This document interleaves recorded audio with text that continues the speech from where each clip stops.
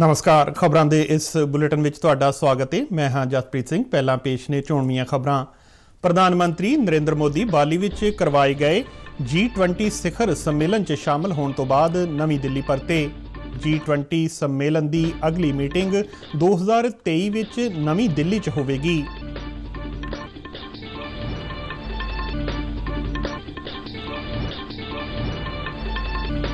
सूचना ते प्रसारण मंत्री अनुराग सिंह ठाकुर ने मीडिया नूं नवे भारत के निर्माण विच वध तो वध उसारू भूमिका निभाउण दा सद्दा दिता।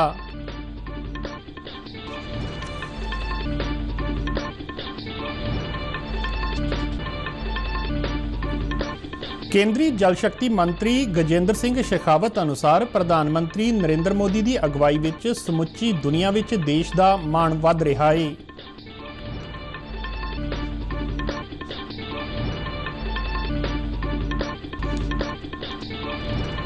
भारतीय table tennis खिडारी Achanta Sharath Kamal कौमांतरी table tennis federation के एथलीट कमीशन विच चुने गए।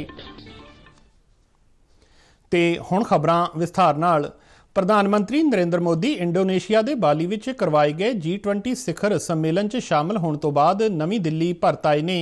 प्रधानमंत्री ने इंडोनेशिया के लोकां अते राष्ट्रपति जोको विडोडो की निੱਘੀ प्राहुणचारी लई धन्नवाद कीता है। भारत 1 दसंबर तो रस्मी तौर पर G20 की प्रधानगी संभालेगा। G20 सिखर सम्मेलन की अगली मीटिंग 2023 विच नवी दिल्ली विच होवेगी। प्रधानमंत्री नरेंद्र मोदी ने बाली विच G20 मीटिंग तो हट के बरतानिया के प्रधानमंत्री ऋषि सुनक नाल एक मुलाकात की। दोवें नेता बेहद गर्मजोशी नाल मिले अते दोहां ने दुवल्ले अते वैश्विक मुद्दों ते चर्चा की।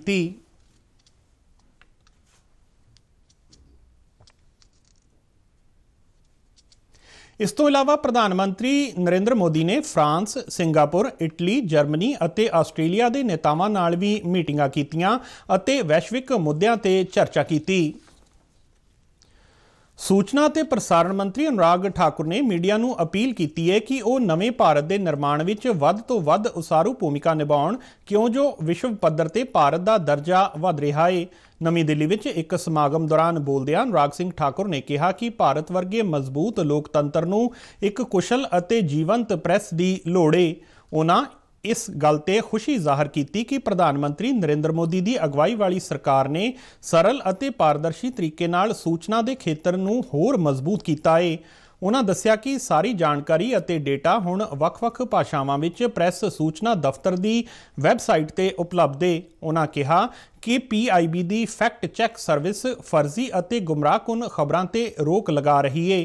केंद्रीय मंत्री ने कहा कि प्रैस कौंसल नूं विभिन्न दृष्टिकोणां अते लिंग प्रतिनिधिता तो इलावा महिला पत्रकारां की सुरक्षा ते जोर देना चाहिए है।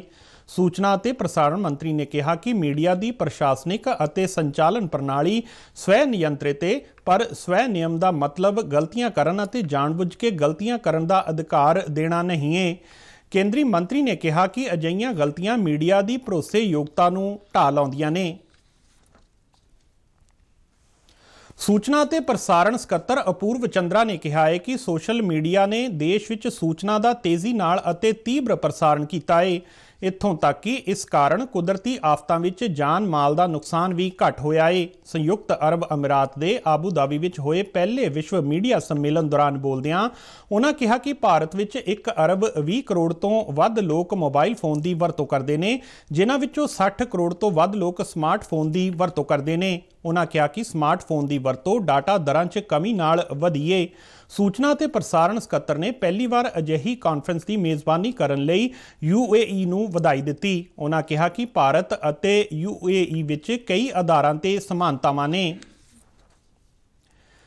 केंद्रीय सिक्ख्या मंत्री धर्मेंद्र प्रधान ने भारत विच अगले साल होने वाले G20 सम्मेलन दीआं तैयारियां संबंधी एक उच्च पद्धरी मीटिंग की। उन्होंने कहा कि सिक्ख्या G20 के तरजीही खेत्रां विचों एक है। भारत की अगवाई हेठ हुण देश के विद्यक आदर्शां नूं उजागर करन दा एक सुनहरी मौका है, जिहड़ा सारे उभरदे अर्थचारियां लई एक कौमांतरी मॉडल बन सकता है। ਕੇਂਦਰੀ ਮੰਤਰੀ ਨੇ ਆਗਾਮੀ ਸੰਮੇਲਨ ਨੂੰ ਸਫਲ ਬਣਾਉਣ ਲਈ ਵਿਦਿਆਰਥੀਆਂ, ਵਿਦਿਅਕ ਅਤੇ ਹੁਨਰ ਵਿਕਾਸ ਸੰਸਥਾਵਾਂ ਨੂੰ ਸ਼ਾਮਲ ਕਰਨ ਦੀ ਅਪੀਲ ਕੀਤੀ। ਉਹਨਾਂ ਨੇ ਭਾਰਤ ਦੀ ਅਮੀਰ ਗਿਆਨ ਵਿਰਾਸਤ ਨੂੰ ਪ੍ਰਦਰਸ਼ਿਤ ਕਰਨ ਅਤੇ ਭਾਗੀਦਾਰਾਂ ਨੂੰ ਵਿਸ਼ਵ ਵਿੱਚ ਭਾਰਤ ਦੇ ਯੋਗਦਾਨ ਤੋਂ ਜਾਣੂ ਕਰਵਾਉਣ ਦਾ ਸੁਝਾਅ ਵੀ ਦਿੱਤਾ। ਕੇਂਦਰੀ ਵਣਜ ਅਤੇ ਉਦਯੋਗ ਮੰਤਰੀ ਪਿਊਸ਼ ਗੋਇਲ ਨੇ ਕਿਹਾ ਹੈ ਕਿ ਨਿਰਮਾਣ ਖੇਤਰ ਵਿਸ਼ਵ ਪੱਧਰੀ ਗਲੋਬਲ ਬੈਂਚਮਾਰਕ ਹਾਸਲ ਕਰ ਲੈਂਦਾ ਹੈ ਤਾਂ ਦੁਨੀਆ ਦੀ ਕੋਈ ਵੀ ਤਾਕਤ ਭਾਰਤ ਨੂੰ ਆਉਣ ਵਾਲੇ ਸਮੇਂ ਵਿੱਚ $30 ਟ੍ਰਿਲੀਅਨ ਦਾ ਅਰਥਚਾਰਾ ਹਾਸਲ ਕਰਨ ਤੋਂ ਨਹੀਂ ਰੋਕ ਸਕਦਾ।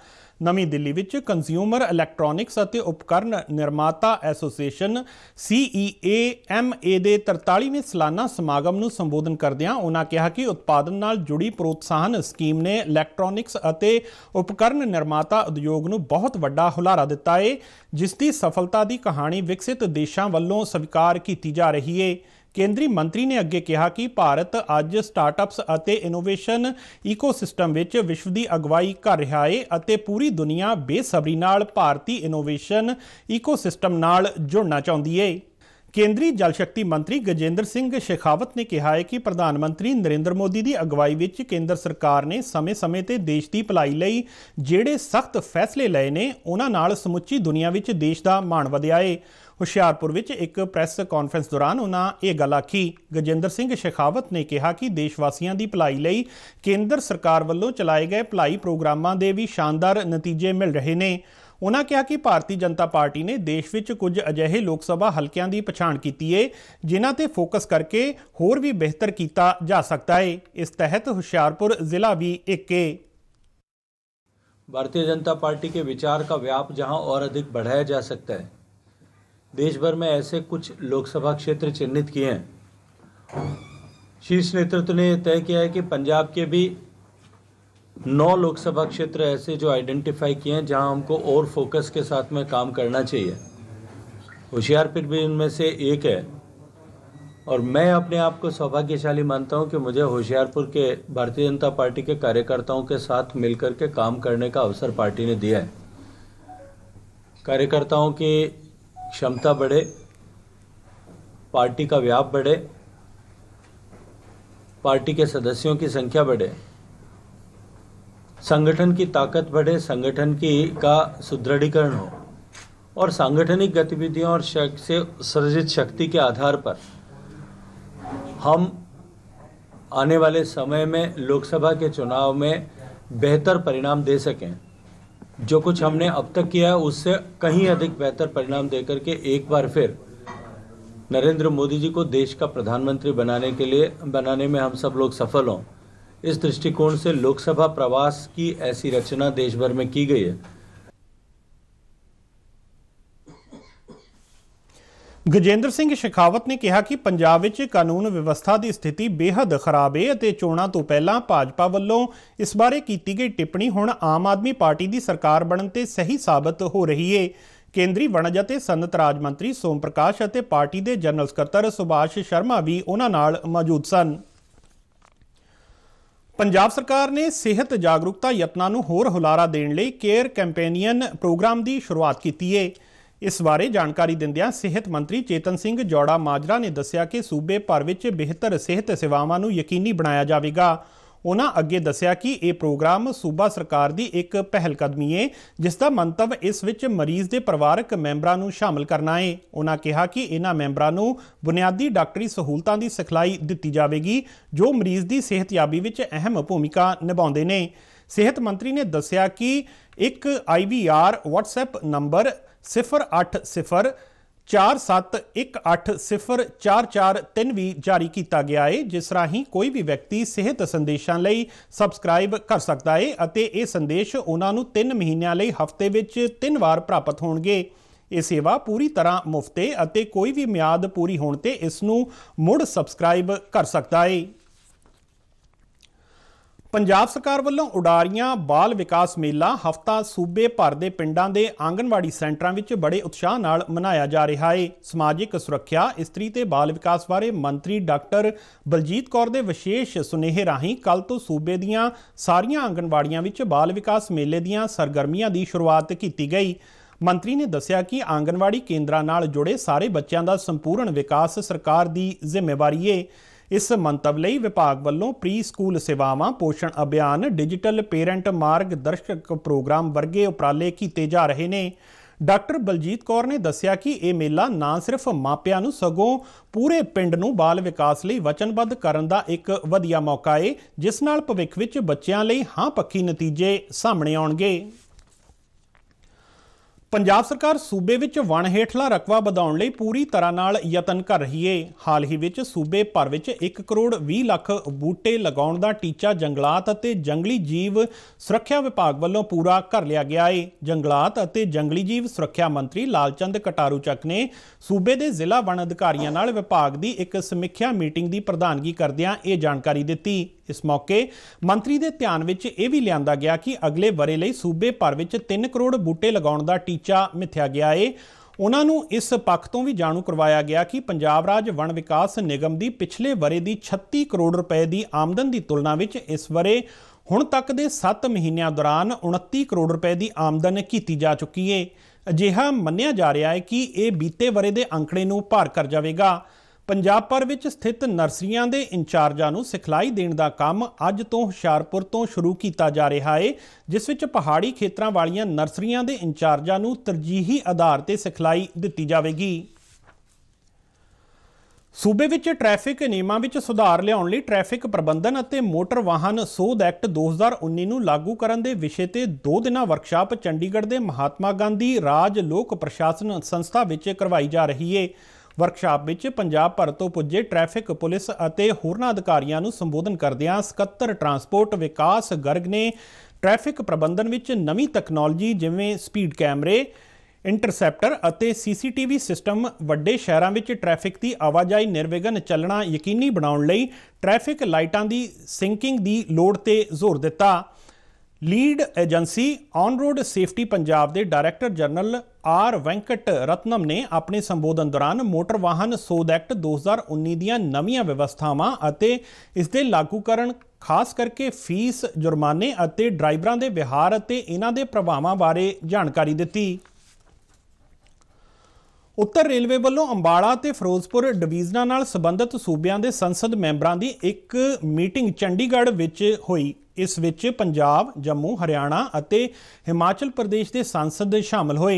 श्री आनंदपुर साहिब तो संसद मैंबर मनीष तिवाड़ी ने अपने लोक सभा हल्के नाल संबंधित कई अहम मुद्दे रेलवे अधिकारियों सामने रखे।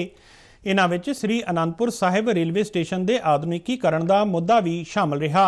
मीटिंग विच उत्तर रेलवे के जनरल मैनेजर आशुतोष गंगल अते फिरोजपुर डिवीजन की DRM सीमा शर्मा अते अंबाला डिवीजन के DRM मनदीप सिंह भाटिया समेत होर अधिकारी भी मौजूद रहे।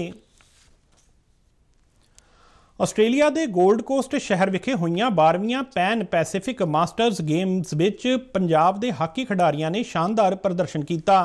55 साल की उम्र तक के वर्गां विच मर्दां ते औरतां दीयां तकरीबन 60 हाकी टीमां ने इन्हां गेम्स विच हिस्सा लिया अते पंजाब तो अद्धी दर्जन के करीब हाकी खिडारी इन्हां टीमां विच शामिल होए। इन्हां गेम्स विच 50 साल तो उपर की टीम विच सोन तमगा जितण वाले कमलजीत सिंह शाही, हरदीप सिंह शाही, गुरचरण सिंह अते मनजीत सिंह शामिल रहे, जबकि 40 साल तो उपर के वर्ग विच दविंदर सिंह अते हरविंदर सिंह गरेवाल ने कांसे के तमगे हासिल किए।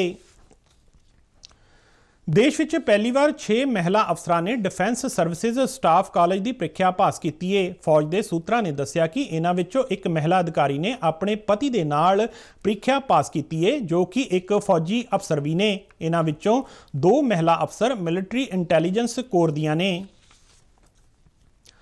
भारतीय टेबल टेनिस खिडारी अचंता शरद कमल कौमांतरी टेबल टेनिस फेडरेशन के एथलीट कमीशन विच चुने जाने वाले देश के पहले खिडारी बन गए ने। 4 मर्द अते 4 औरतां समेत 8 एथलीट एशिया, अफ्रीका, अमरीका, यूरोप अते आसियान तो चुने गए ने। ये खिडारी 2022 तो 2026 तक 4 सालों लिए एथलीट कमीशन विच सेवावां देणगे। Table tennis federation of India द्वारा जारी एक बयान विच कहा गया है कि शरत ने पूरे एशिया ते उसके हक विच वोटिंग करने वालियां वल्लों दर्शाए गए प्यार अते विश्वास लई सारियां दा दिलों धन्नवाद कीता है। शरत नूं इस साल देश के सब तो उच्चे खेड सन्मान मेजर ध्यानचंद खेड रत्न पुरस्कार लई पहलां ही चुनिया जा चुका है। उसनूं यह सन्मान इस महीने की 30 तारीख नूं राष्ट्रपति वल्लों दिता जावेगा। ਤੇ ਇਸ ਦੇ ਨਾਲ ਹੀ ਖਬਰਾਂ ਦਾ ਇਹ ਬੁਲੇਟਿਨ ਖਤਮ ਹੋਇਆ। ਇਜਾਜ਼ਤ ਦਿਓ, ਨਮਸਕਾਰ।